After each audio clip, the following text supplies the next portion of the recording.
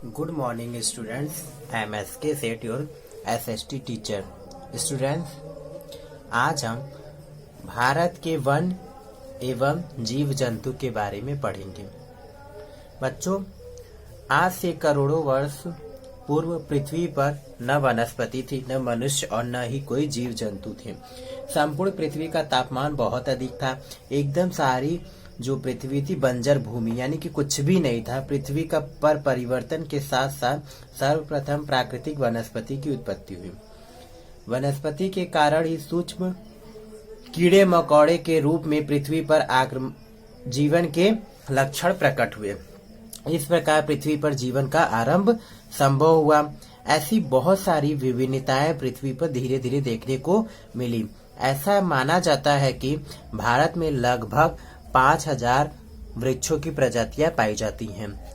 इनमें से कुछ पर्वतीय क्षेत्रों में, कुछ पठारी क्षेत्र, कुछ मरुस्थलीय, कुछ उत्तर मैदानों के और कुछ पूर्वोत्तर भारत में पाई जाती हैं. इनमें से कुछ वृक्षों अथवा पौधों के लिए कम मिट्टी, कम वर्षा, शुष्क जलवायु की आवश्यकता होती है और कुछ के लिए अधिक होती है. Clear student?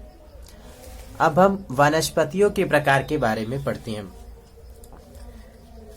संपूर्ण भारत की भौगोलिक परिस्थितियों एवं जलवायु के परिवर्तन के कारण प्रत्येक भाग में वनस्पति की प्रजातियों में निम्न प्रकार की अंतर पाई जाती हैं, जो इस प्रकार है. फर्स्ट है उष्णकटिबंधीय वन, जिसे हम सदाबहार वन के नाम से भी जानते हैं.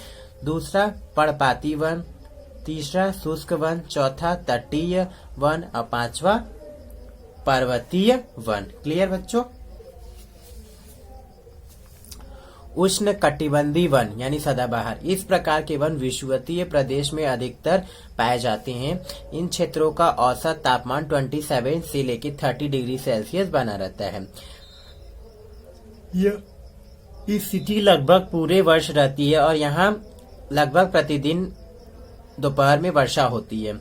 सामान्यतः यहाँ 200 से 300 सेंटीमीटर के बीच में वर्षा होती है और गर्म आर्द्र जलवायु के कारण इन क्षेत्रों में वृक्षों की वृद्धि एवं विकास तीव्र गति से होती है. इन वनों में वृक्षों की औसत ऊंचाई 15 मीटर से 30 मीटर तक होती है. ये वन बहुत घने होते हैं, इसलिए इन वनों को सदाबहार वन कहे जाते हैं. क्लियर बच्चों? सदाबहार वनों का विस्तार भारत के पूर्वोत्तर राज्यों बंगाल, असम, मणिपुर, मेघालय, दक्षिण पूर्व ओडिशा में मैदानी एवं पश्चिमी घाट तक के क्षेत्रों में फैला हुआ है. Clear student? बच्चों, नेक्स्ट है हमारा पर्णपाती वन.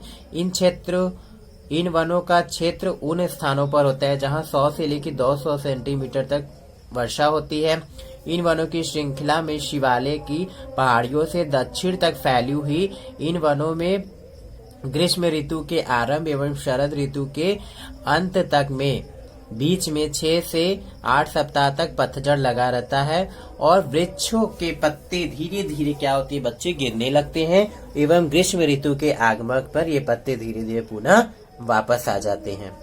नेक्स्ट हमारा है तटीय वन. ये वन समुद्र के निकट नदियों के डेल्टाई क्षेत्रों अथवा ज्वार भाटा के क्षेत्र में पाए जाते हैं.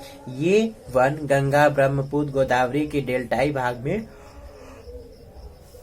अधिक पाए जाते हैं. इन वनों की भूमि दलदली होती है. इन वनों में जहरीले जंतु भी बहुत अधिक मात्रा में पाए जाते हैं. गंगा और ब्रह्मपुत्र के डेल्टाई क्षेत्र में उगे वन को सुंदर वन कहते हैं. नेक्स्ट पर्वतीय वन क्या होते हैं? ये वन समुद्र तल से लगभग 1500 मीटर से अधिक ऊंचाई वाले पर्वतीय भूभाग वाले की पर्वतों की चोटी एवं ढलानों पर पाए जाते हैं. हिमालय पर्वत श्रृंखला की तलहटी अथवा उत्तरी मैदानी भाग में पर्णपाती वन पाए जाते हैं. इनकी ऊंचाई बढ़ने के साथ साथ इन वृक्षों के आकार और फैलाव में भी अंतर पाया जाता है. संपूर्ण श्रृंखला पर ऊंचाई और वर्षा के अनुपात में अंतर होने के कारण ये पर्वतीय वनों में भिन्न भिन्न प्रकार की वनस्पतियां की पट्टियां पाई जाती हैं और पर्वतीय ढलान वाले क्षेत्रों में जैसे ओक, अखरोट, चीड़ इत्यादि के वृक्ष उत्पन्न होते हैं, जबकि अधिक ऊंचाई वाले स्थानों पर शंक्वाकार वृक्ष पाए जाते हैं और ये शंक्वाकार बच्चों, जो पत्तियां होती हैं उनकी शंक्वाकार वृक्षों की पत्तियां बहुत ही नुकीली होती हैं।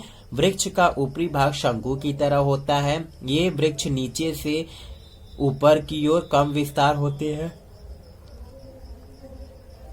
इन वृक्षों की लंबाई बहुत अधिक होती है। शंक्वाकार में देवदार, चीड़, चिनार और सफेदा इत्यादि के बहुत लंबे वृक्ष अधिक मात्रा में पाए जाते हैं। नेक्स्ट हमारा है शुष्क वन।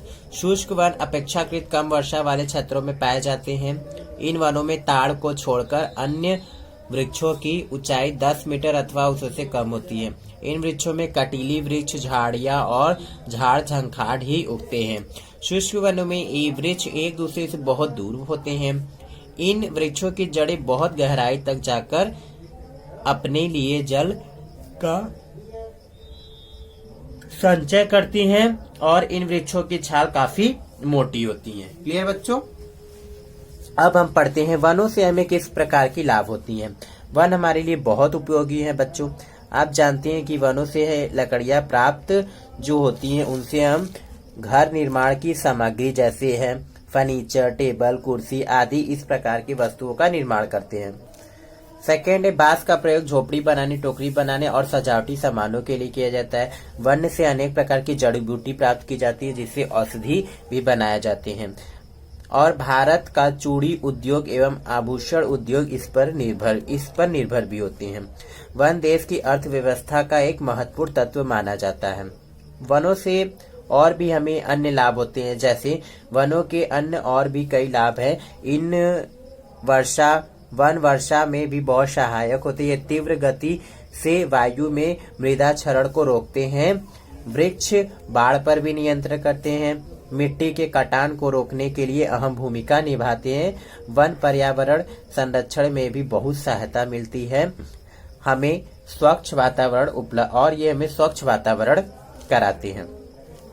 तो बच्चों, इसलिए हमें क्या है, वनों को संरक्षण करना चाहिए, अर्थात वनों की हमें क्या करनी चाहिए की सुरक्षा करनी चाहिए। लगातार बढ़ती हुई आबादी के कारण नगरों का विकास तीव्र गति से होता जा रहा है। इन नगरों के बढ़ने के कारण लोगों ने क्या किया है, अंधाधुंध वनों को काटना स्टार्ट कर दिया है, जिससे कि इन वनों की कटाई से वो क्या करते हैं, इमारती लकड़ी, ईंधन और सारी चीजों को वो क्या करती है, धीरे धीरे बढ़ावा देती हैं। बट इनसे क्या होती है, निरंतर वृक्षों की कटाई करने से क्या होती है कि पर्यावरण में असंतुलन बनता जा रहा है और एक समय ऐसा धीरे धीरे माना जा रहा है कि लोगों के वृक्षों के कटाव अगर इसी तरह चलती रहे तो एक समय आएगा कि हमारे देश से वृक्ष की संख्या बहुत ही कम हो जाएगी, जो हमारे लिए विचारणीय है। क्लियर बच्चों? तो हमें इस पर ध्यान देना चाहिए और वृक्षों को बेवजह नहीं काटना चाहिए। Clear student? नेक्स्ट पॉइंट है स्टूडेंट, वन्य जीव संरक्षण। सरकार द्वारा इनके संरक्षण के लिए विशिष्ट अभयारण्यों की व्यवस्था की गई है। कुछ विभिन्न प्रजातियां की तेजी से कमी होती जा रही है, जो कि एक चिंता का विषय बनता जा रहा है। इन अभयारण्यों में असम क्षेत्र में काजीरंगा नेशनल पार्क, उत्तराखंड का Jim Corbett national park, Madhya Pradesh में कान्हा, गुजरात में गिर एवं केरल में पेरियार नदी के किनारे पेरियार वन्य जीव अभयारण्य आदि बहुत सारे ऐसे ही सरकारी संरक्षण प्राप्त अभयारण्य हैं। बच्चों, इन सभी स्थानों पर किसी भी प्रकार के शिकार पर प्रतिबंध लगाए हैं। केवल इन्हें पर्यटकों के लिए खोला जाता है। इन अभयारण्य में घूमने के लिए शुल्क देना पड़ता है, जैसे हम क्या कहते हैं, टिकट लेकर ही अंदर हमें एंट्री मिलती है। इससे प्राप्त आय को वन्य जीवों पर ही व्यय किया जाता है, यानी कि खर्च किया जाता है। इसीलिए बच्चों क्या होते हैं कि वन्य जीव संरक्षण के लिए हमें क्या करना चाहिए कि कुछ ऐसा कदम उठाना चाहिए कि जो ये हमारे जो जीव जंतु धीरे धीरे कम होते जा रहे हैं, हमें इन पर कंट्रोल करके उन्हें बचाना चाहिए। और भारतवर्ष में पशुओं की कुल क्या होती है, लगभग 500 प्रजातियां निवास करती हैं। पक्षी संरक्षण के लिए राजस्थान में घाना पक्षी संरक्षण की व्यवस्था की गई है ना। Clear student? और स्टूडेंट्स, ये आप देखिए क्या है कि जो वनों में क्या है, किसी भी प्रकार की खाद्य इत्यादि कोई भी प्रबंधन नहीं होता है। पशुओं के मृत शरीर द्वारा ह्यूमस अथवा मल मूत्र द्वारा वनों को खाद्य की प्राप्ति होती रहती है। और कुछ ऐसे लुप्त प्राय जंतुओं के संरक्षण एवं वंश वृद्धि के लिए वन्य जीव संरक्षण बहुत ही आवश्यक है, वरना जो हमारी प्राकृतिक सौंदर्य है ये एक समय आएगा बच्चों धीरे धीरे खत्म हो जाएगी, जो कि एक हमारे लिए बहुत बड़ी चिंता का विषय बन गया है कि हमें अपने राष्ट्रीय पशु हैं, पक्षी हैं, इन सभी के लिए विचार करना चाहिए। Clear student? Thank you student for watching this video carefully.